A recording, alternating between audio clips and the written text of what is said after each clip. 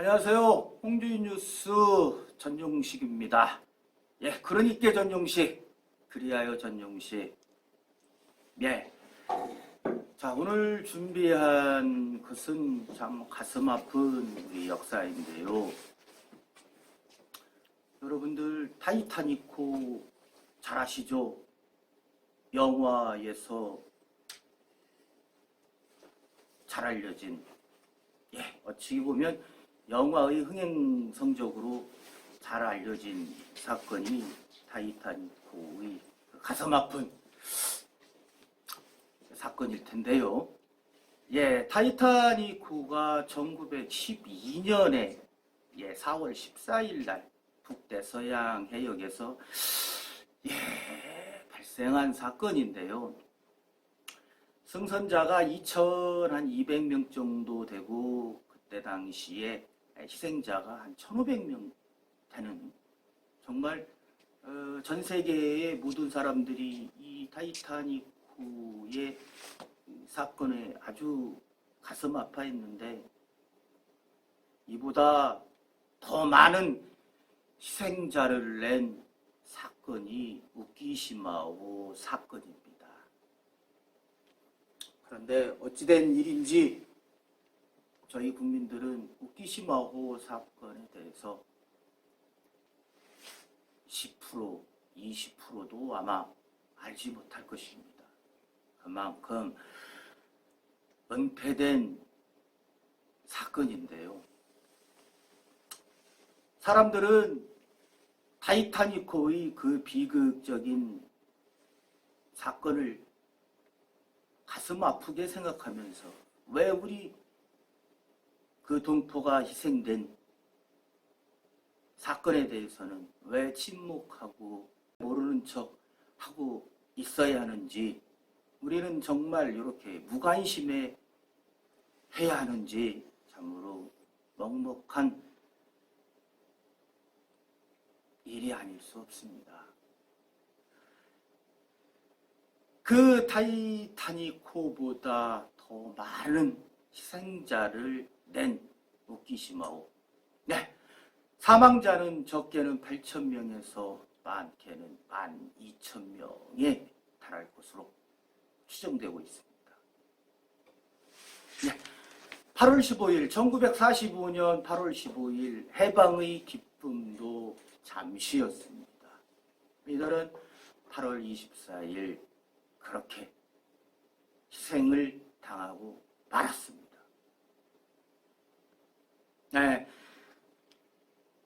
자, 영화로도 제작됐었죠. 후쿠시마호. 자, 이 가슴 아픈 일에 대해서 후쿠시마호 폭증 진상 규명에 전재진 대표님을 모시고 오늘 후쿠시마호 사건에 대한 진상 내지는 진실, 그런 부분을 몇 차례 나눠서 강의 형식으로 전해드리려고 홍주인 뉴스가 준비를 했습니다. 오늘따라 너무 가슴이 먹먹하다 보니까 목소리 톤이 내려가는데요. 참으로 안타까운 일이 아닐 수 없습니다. 자, 그러면 전재진 대표님 한번 모시도록 하겠습니다. 네네, 오늘부터 후쿠시마 폭침 사건에 대해서 여러분들께 알려드리겠는데요. 이 사건은 오늘 하루로 끝나는 것이 아니고 한 서너 차례 더 강연을 해야 됩니다. 이 사건은 지금 말하고 있는 저 본인의 고집이나 주관이 아니고 한국 내에 있는 시민사회단체, 특히 지금 제가 30년 동안 이끌어온 후쿠시마 폭침 진상규명회와 일본의 시민단체, 다시 말하면 일본 본토의 아오모리현 시모키타반도 무주시 시민단체, 일본 동경, 도쿄의 시민사회단체, 교토의 시민사회단체, 이 배가 침몰한 교토부 마이즈루시의 시민사회단체, 그리고 홍콩 시민사회단체, 그리고 또 하나 더 중요한 것은 평양과 본 진상규명회가 정보를 교류하고 같이 한 그 공유한 결과물, 그리고 일본의 사건 목격자들, 그리고 가장 중요한 것은 이 배가 침몰할 때 헤엄쳐 살아난 생존자들의 85명의 증언입니다. 이러한 것들을 종합해서 제가 오늘부터 강의 형식인데요. 강의라고 생각하지 마시고 여러분과 제가 같이 이 75년 전에 일어난 이 처참한 사건에 대해서 알자. 그리고 그 속에서 교훈 얻자. 이런 마음으로 제가 시작하는 것입니다. 여러분 괜찮습니까? 우키시마 폭침 사건. 폭침은 뭐냐면 폭파 침몰의 약자입니다. 우키시마호는 일본 해군 군함인데요. 우키는 뜨다, 물에 뜨다. 시마는 섬에 바다 위에 섬처럼 떠 보이는 아름다운 배라는 뜻을 가진 우키시마호입니다. 이 사건은 그럼 언제 일어났느냐? 바로 여러분 해방이라고도 하고 광복이라고도 하죠. 우리는 여기서 광복이라는 말을 쓰겠습니다. 빛을 다시 찾았어요. 민족의 권리를 다시 찾았고 국권을 회복한 거죠. 그래서 광복이라는 말을 쓰는데 일본은 1945년 8월 15일 날 천황이 항복을 선언함으로써 패전이죠. 바로 8월 15일로서 12시로서 2차 대전은 끝났는데 2차 대전이 끝난 이후인 8월 24일 즉 전쟁 시기가 아닌 평화 시기에 이 사건이 발생했는데요. 이 사건의 명칭은 뭐냐 그러면 그럼 이 사건을 어떻게 말해야 되냐 우리가 이렇게 되는 거죠. 제노사이드라고 말합니다. 제노사이드. 제노사이드는 뭐냐면 계획적, 의도적이라는 말이 들어가야 됩니다. 그래서 우키시마 폭침 사건은 전쟁 시기가 아닌 평화 시기에 외국 양민 계획적 대량 학살 이것이 바로 제노사이드인데 국제적인 용어로 제노사이드인데 이렇게 이해를 하시면 되겠습니다. 바로 일본 교토부 마이지루만에서 폭파 침몰을 당하여 8천여 명이 사망한 대형 사건입니다. 만 75년이 지난 지금 이 시간에도 바로 이 시간에도 한국 정부와 일본 정부와 미국 정부는 이 사건에 대해서 전부 부인하고 있습니다. 완전히 외면하고 있습니다. 왜곡했습니다. 조작했습니다. 그 유해는 아직도 마이지로만 갯벌 속에 묻혀 있습니다. 그러면 이 배가 왜 부산항으로 돌아오지 않았는가? 이 배는 과연 부산항을 올 생각은 있었는가? 이러한 등등의 여러 가지 의문이 있는데 사실 이 의문은 지난 30년 동안 조사안과 전부 해결됐습니다. 그때 당시는 원인 모를 폭침 이렇게 말했죠. 그러나 그 원인은 침몰 원인은 다 밝혀졌습니다. 그리고 진상규명을 해야 된다라고 아직도 진상규명이 안 됐다고 말하는데 진상규명 다 됐습니다. 어떻게 해요? 제가 방금 말씀드린 일본, 홍콩, 중국, 평양 또 생존자들의 증언, 목격자들의 증언에 따라서 의해서 전부 진상규명이 끝났습니다. 이제는 이 사건은 어떻게 해결돼야 되느냐? 이 사건이야말로 국제사법재판소로 일본을 몰고 가야 됩니다. 정말 일본이 제가 지금 전재진이가 말하는 이 내용이 잘못됐다라고 한다면 국제무대에 나와라 이거예요. 그러면 내가 일본 정부를 국제사법재판소에서 혹독하게 따지겠습니다. 여러분, 이 사건은요, 발상지와 사건 발생지와 도착지 이렇게 구분할 수 있습니다. 이 사건의 발상지는 바로 이 지역입니다. 오미나토항이죠. 여기는 아오모리현인데요. 아오모리현 시모키타 반도입니다. 이 시모키타 반도는 바로 위에는 북해도와 마주 붙고 있으면서 스가루 해협을 사이에 두고 있죠. 그러니까 여기는 군사 요충지가 될 수밖에 없었는데 왜 그럼 군사 요충지냐? 바로 이쪽이 태평양이죠. 태평양에서 동해로 들어오는 항로는 쩌가로 해변이 뿐이었습니다. 아니면 이쪽 제주도 이쪽 남쪽으로 해서 이렇게 돌아야 되니까 북태평양에 있는 미군의 군함이 동해로 진격하려면 이 항로밖에 없었어요. 그래서 일본은 하쿠다테에 해군 기지를 대규모로 설치하죠. 그리고 마주보는 시모키타 반도에 무려 3개의 비행장을 건설하고 828m의 감해 부재산과 기타 등등 오마 철도 공사를 할지 그 많은 강제 노동이죠. 그 공사 현장에 우리나라 사람들을 어떻게 9,000명 이상을 강제 징용합니다. 언제까지요? 특히 1942년부터 1945년 8월 초까지 이 지역으로 우리나라 사람들이 강제 징용당합니다.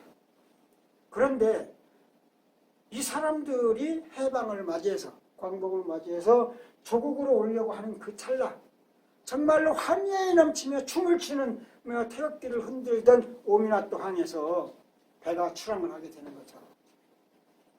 일본 정부는 일본 대보정은 당시 우리 조선인을 뭐라고 그랬어요? 황국 신민 뭐야? 황국의 국민이다 그랬어요. 황이 뭐예요? 일본 천황이에요. 그래서 그랬던지 하여튼 일본 정부는 9월 중순부터 한국인 성환 계획이 있었습니다. 그런데 왜 하필 왜 유독 이 오미나토 시모키타 반도에서는 한국인을 서둘러서 내보내려 했는가? 이 문제가 사실 그때 당시 국제 정세를 볼 때 대단히 중요합니다. 지금 제가 왜 서둘러서 한국인을 내보내려 했는가? 이 문제가 대단히 중요하죠. 자, 그것을 좀 간단하게 말씀드리고 다음 시간에 어느 질문이 있다든가 또 추가 말씀을 드릴 수가 있는데 왜 서둘러서 그랬느냐? 여러분 그거 아시죠? 2차 대전의 패전국인 일본을 미국, 영국, 소련, 영국이 중국과 이 4개국이 분할 통치를 하게 돼 있었습니다. 그런데 이 분할 통치를 하지 않았어요. 미국에서 거절했는데 왜 그랬느냐? 바로 1945년 8월 13일 오전에 영국의 수상 처칠이 트루만한테 전화를 합니다. 지금 소련이 극동에 군사 교두보를 설치해야 한다. 이 말 한마디에 트루먼은 패전국 일본을 다 나눴었어요. 4개국으로 나눴는데 이것을 딱 철회를 합니다. 그것이 1945년 8월 13일인데 그 전화를 끊자마자 트루먼은 어떻게 했어요? 한반도를 북위 38선으로 딱 잘라놓고 38선 이북을 소련으로 할당한다 이렇게 됩니다. 그러면 어떻게 돼요? 그렇지만 소련은 그런 사할린과 남사할린 북해도까지 계속 해군, 소련의 해군들이 담아 진격을 합니다. 45년에 히로히토가 항복을 했지만 소련군과 일본 해군은 8월 25일까지 교전을 계속하는데요. 이때 소련군이 일본 본토로 상륙을 해서 정말로 민족성이 강한 우리 민족 얼마만큼요? 12,000여 명과 합세를 하면 대규모 군단을 이루지 않을까? 이것이 우려되어 미국은 전략적으로 또 일본 대본령과 함께 조선인을 여기서 서둘러서 소개를 시킨 겁니다. 소개가 뭐죠? 아, 여기는 위험한 지역이니까 여기서 빨리 나가. 민간인은 빨리 내보내야 돼. 이것이 소개인데요. 이 소개 전략이 바로 우키시마입니다. 8월 13일날 그런 일이 있은 후에 이미 오미나토 해군 사령부에는 이러한 명령이 떨어졌습니다. 그래서 8월 18일 날 우키시마호가 바로 오미나토 항을 끼고 있는 무주 항에 정박을 하게 됩니다. 그리고는 전투기를 이용해서 해군, 병력, 헌병, 경찰을 이용해서 전부 조선인은 이 배에 타라. 이 배에 타지면 갈 수 없다. 이 배를 타면 뱃삭도 받지 않는다. 짐도 다 실어라. 이렇게 됐어요. 그리고 누구든지 타라 이랬어요. 그러니까 어떻게 돼요? 배를 전부 타게 됩니다. 그 오미나또 항 주변과 시모키타 반도에서는 그 많은 어마어마한 군사 시설이 있는데 이 시설에 대해서는 자 다음으로 넘기고요. 그런데 이 배가 이 그림에 있는 것처럼 오미나또 항을 출항을 해서 이렇게 남색으로 된 이 직항로를 택했다면 부산으로 왔죠. 부산항으로 왔다면 사실 오늘 이와 같은 강의 시간도 없고 이런 시간도 없었을 거예요. 이런 일도 없었습니다. 그런데 이 배는 오미나 땅을 출발해서 부산항을 향하지 않고 빨간선으로 된 이 항로를 택하는 거예요. 우회죠. 우향이라고. 생존자들이 증언에 따르면 이 배가 왜 계속해서 우측으로 오른쪽으로 가지? 왼쪽으로 가지? 좌향으로 가지? 이렇게 된 거예요. 그러면서 멀리서 일본 본토가 보이는 겁니다. 이것이 가시거리예요. 이렇게 일본 본토가 보여요. 넘실넘실 오다가 45년 8월 24일 오후 5시경에 바로 이 마이지루만에 들어갑니다. 이 항해의 부당성, 회항의 부당성, 마이지루가 입항할 때의 정황, 침몰 정황 이런 것들은 또 페이지를 다음 페이지 넘겨가면서 말씀을 드리겠습니다. 총장님 한 가지 제가 좀 질문 좀 한 가지 드릴게요. 그 일본 애들이 주장하는 그 총매설 그러니까 이 땅으로 보면은 지뢰 같은 그런 설을 그 뒷받침하기 위해서 일부러 그 섬 가까이 이렇게 항로를 잡은 거 아닐까요? 그렇습니다. 지금 총매설을 유도해내는데 지금 아주 질문이 적절하신데요. 그럼 얘들은 왜 그럼 이 빨간 선을 땄을까? 이렇게 되는 거죠. 그러니까 8월 21일 날 오미나토 해군 경비부에 대본영의 공문이 도착을 합니다. 이 대본영의 공문은 일단 미군이 오키나와에 진주하면서 오키나와에서 일본 본토로 수만 명의 미군이 본토로 들어오려면 안전장치가 있어야 되겠죠. 그거의 일환으로 보는데 그때 당시 3호 공문으로 공문이 뭐냐면 45년 8월 24일 오후 6시 이후에는 항해 중인 선박 외에는 출항하지 마라. 항해 중인 선박은 가장 가까운 항으로 입항하라. 그 외에는 안전을 책임지지 못하겠다. 이러한 공문이 있죠. 이 공문에 따라서 마이지루만에 들어갔다라고 일본 정부는 그렇게 지금 변명을 하고 있는데 왜 변명이냐? 이 오미나토에서 오키시마호에 승선할 때 그냥 몇 시간 탄 게 아니에요. 3일간 탔어요. 3일간. 승선 기간이 3일인데 8월 19일부터 8월 22일 저녁까지 배가 출항을 합니다. 배 승선 완료를 끝냈어요. 승선을 끝냈는데 자, 승선이 끝나면요. 더군다나 배가 정박해 있었어.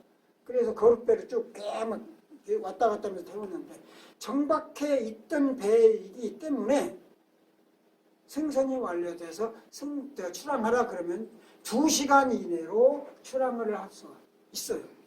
그런데 이 배는 여기서 이 만 24시간을 정체를 합니다. 출항을 하지 않습니다. 그러니까 난리 났죠.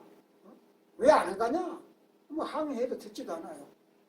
그래서 8월 22일 날 오후 밤 10시에 오미나토에서 출항을 하는데 이거는 추측이나 많아. 뻔할 뻔째예요. 왜냐? 연합국 미군이 그렇게 이제 공문을 보냈으니까 8월 24일 오후 6시까지는 출항을 하면 안 되는 거예요. 가까운 항으로 들어가야 되는 거예요. 그러니까 얘네들이 하루 쉬었어요. 이거 16노트입니다. 그래서 16노트로 뛰는데 21일 날 출항을 했다면 부산항으로 거의 다 도착합니다. 24일이면 직항로를 택하면요. 24일 오후 5시경 또는 6시 이전에 가장 가까운 항은 부산항이 되지 마이지로항이 아니라는 거예요. 그러니까 얘네들이 하루도 시간을 질질 끌다가 그래도 안 되니까 이렇게 넘실넘실 들어다가 마이지로항으로 들어간 겁니다. 그러니까 이 배가 직항로를 택하지 않고 일본 본토를 따라 남하하다가 8월 24일 오후에 회항을 합니다. 회항하면 돌회자죠. 마이지로항으로 들어가는데요. 그 회항한 이유, 그리고 정황, 침몰 원인, 구조 상태 이런 것들은 다음 시간으로 넘기고요. 어차피 이 화면에 뜬 그림이 시청자 여러분들께서 궁금하실 테니까 간단하게 말씀드리면, 자, 배가 부산항으로 오지 않고 마이지로만으로 들어갔습니다. 그래서 이렇게 침몰을 했습니다. 이렇게 침몰을 했는데 마스트라고 그러죠. 마스트만 남겼는데 이 마이지로만의 그때 당시 수심은 16m에서 18m였습니다. 20m가 채 안 됐는데 배가 완전히 가라앉고도 이렇게 마스트가 오히려 남아 있었습니다. 이것이 바로 9년간 이대로 방치됐었는데요. 바로 이 밑에 있는 이 사진은 9년 후에 배를 인양을 하는데 일본 정부가 이노 사루베지라는 중공업에 이 배 인양을 용역을 주죠. 여러분 9년 뒤에요. 1945년에다 9를 더하면 54년입니다. 여러분 여기서 뼈아픈 얘기가 있습니다. 한국전쟁이 끝났을 때. 한국전쟁이 끝나니까 어떻게 돼 우리나라가? 철이 부족해. 당시 일본의 수상은 한국전쟁은요 일본에게 하늘이 내린 선물이라고까지 말했어요. 한국에 철이 불어가니까 한국 사람이 타오는 송장이 이렇게 시차 꽉 찬 이 배를 인양을 해서 우리나라에 팔아먹었어요. 자, 이 그림을 보면요. 바로 이쪽이 뭐냐면 배가 외부 폭발이 아니라 내부 폭발이라는 거죠. 내부 폭발이고요. 기관실 옆 창고에 폭탄 박격포와 다이나마이트를 장착을 했는데 이 장착은 내가 주장하는 게 아니에요. 일부 그때 당시 45년 이전에 이 배에 오미나타 해군 경비부의 보일러실에서 일하던 사람이 증언한 거예요. 이것은 바로 유해를 건졌을 때 나온 모습이고 이게 바로 뭐냐면 그때 당시 배의 선저입니다. 배 밑바닥 이렇게 파편이 있는데 동그라미 친 게 뭐냐면 조사자들이 이렇게 사람이에요. 사람 한 명이 서 있어. 이렇게 세 명이 서 있는 건데 그럼 이 사진은 어떻게 나왔느냐? 일본의 오사카에 있는 국제신문사의 기자가 주머니에다가 사진기까지 이렇게 쿡쿡 눌러붙고 사진이 이거에 한 4장인데 이 4장 외에는 없습니다. 이때 당시 조일 우호협회가 있어요. 조선과 일본. 조선이 어때요? 북조선이죠. 공화국. 조일 우호협회에서 여기 이 배를 인양할 때 다이나마이트를 쓰지 마라. 왜? 시신의 원형을 보존해야 되니까.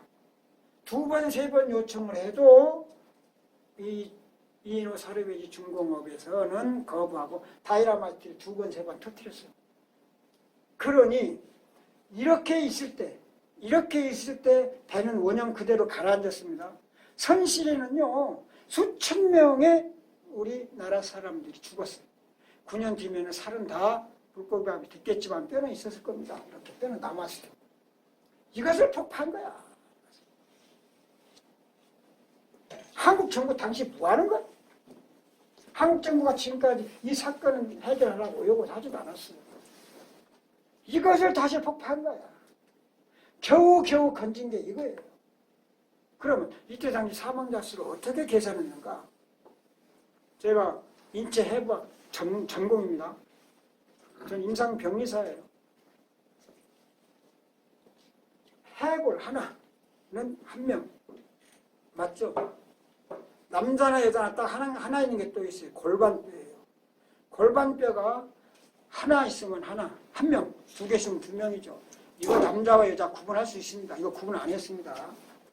대퇴골이 2개죠. 대퇴골은 2개잖아요. 대퇴골이 3개가 나오면 2명, 2개가 나오면 1명. 이렇게 해서 사망자 수를 이걸로서 한 거예요.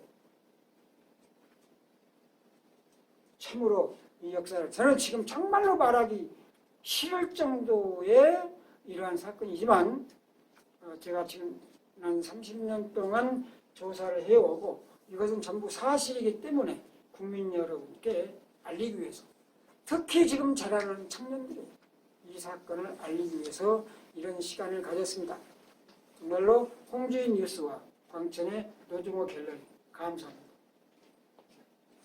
그러니까 왜 시모키타 반도에는 그렇게 많은 사람들이 집중되어 있었는가, 이 문제죠.